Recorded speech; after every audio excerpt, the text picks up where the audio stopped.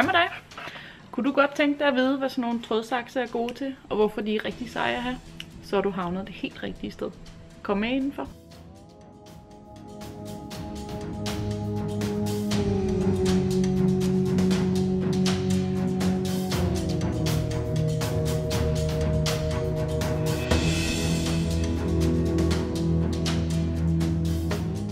Der findes rigtig mange forskellige typer trådsakse. Det, der er kendetegnet ved trådsaksene, er, at det er en meget lille og meget skarp saks.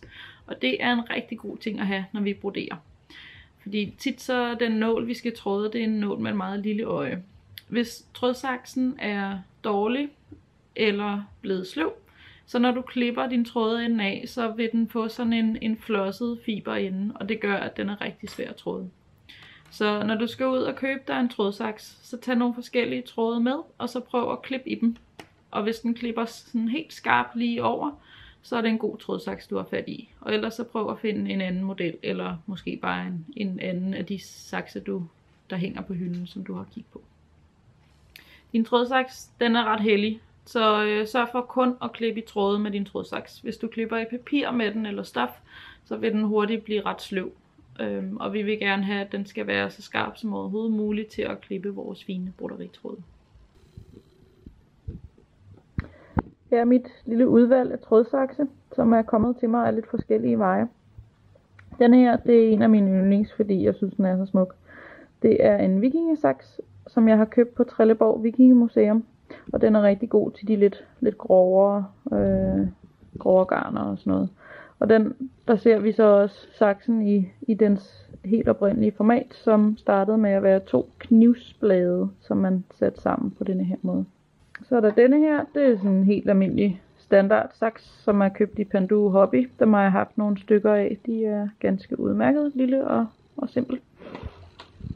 Så er der Fiskars, som er et gammelt mærke, og de er ikke til at slide op, så de kan også godt anbefales. Det er en, jeg har arvet et eller andet sted fra. Så er der denne her, det er en Sharpist.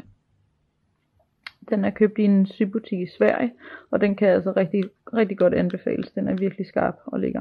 Denne her, den ved jeg faktisk ikke helt, hvor stammer fra. Den lå i sådan en lille kuffert fra da jeg var barn af.